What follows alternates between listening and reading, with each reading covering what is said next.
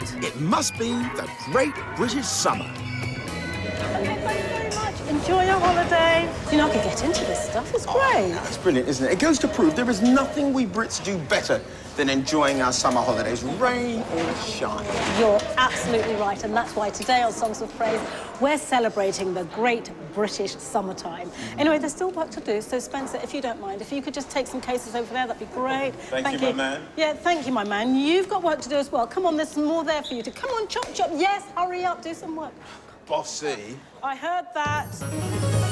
Today, as part of our summer specials, we find out how a summer's day inspired the nation's favourite hymn, see some rarely seen archive from one of the UK's first holiday camps. And for the first time, we meet the Cause, a Christian family, as they take on challenges to test their faith.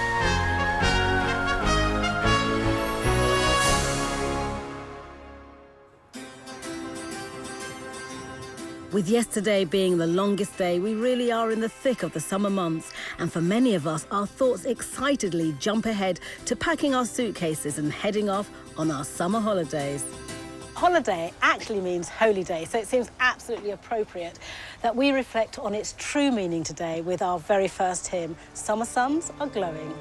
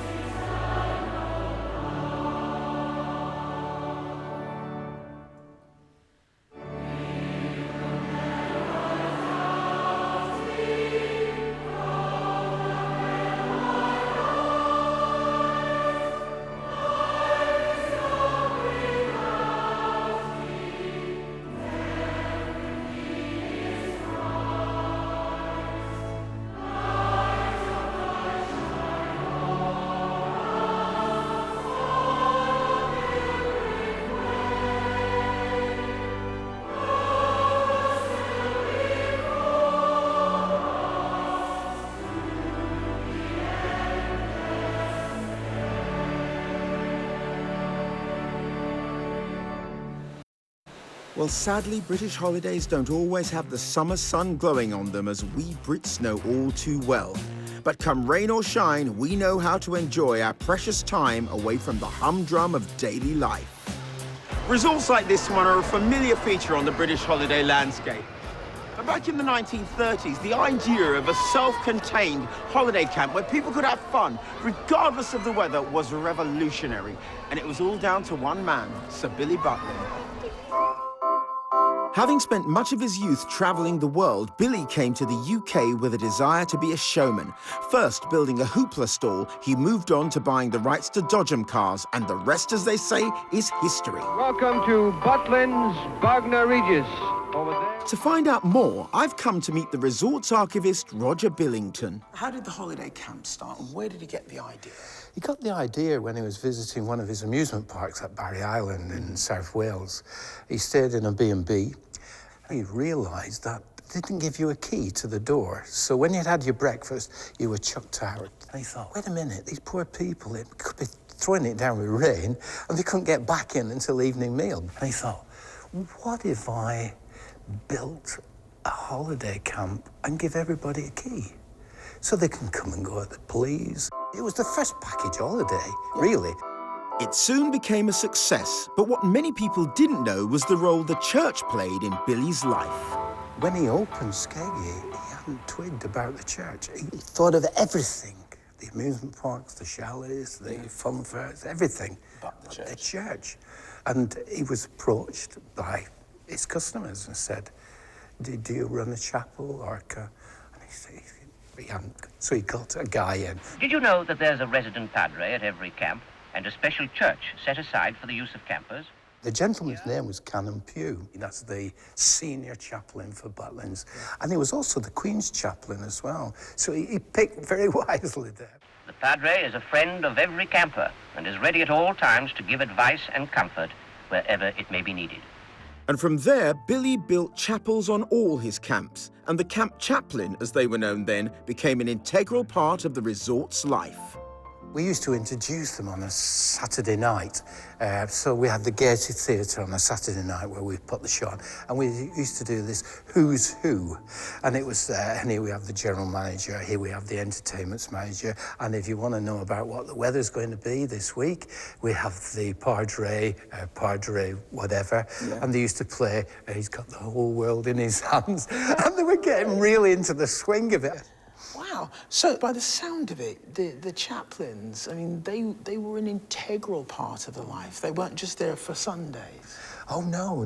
I mean, they used to get involved with judging competitions, Holiday Princess, Glamorous Grandmothers, Noblinese, you name it. And they were they entered into the spirit of it. Lovely people. Yeah, they would have made good redcoats.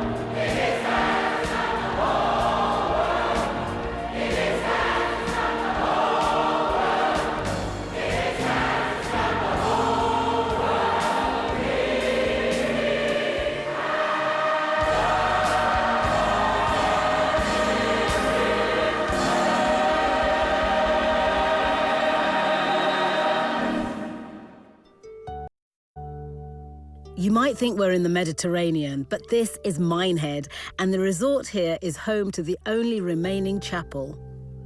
I think what you have to imagine, it's Sunday morning, it's perhaps Easter morning, it's perhaps 8 o'clock, and the centre is waking up.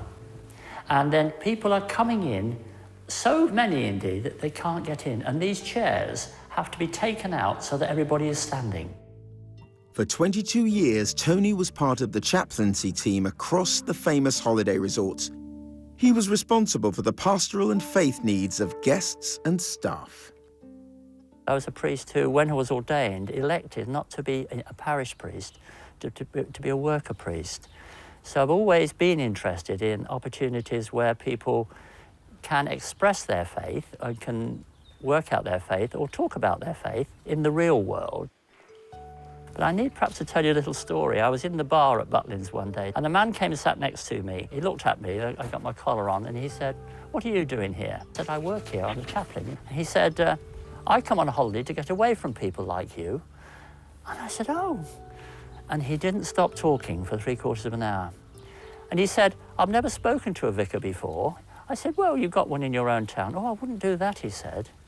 And I think the great thing about being a chaplain like this, you have this opportunity where people are away from home, they're not going to see you again, so they don't have to commit to the church, but they can talk about their faith and they can talk about what's important in their lives. And for me, the greatest moment on a Saturday morning, the people would get out of their cars and you'd see the children skipping across the grass and down the paths to the registration in their excitement to start the week, and as they looked round and saw all that was going on. And that's what I like about it, and that's what really attracted me to it.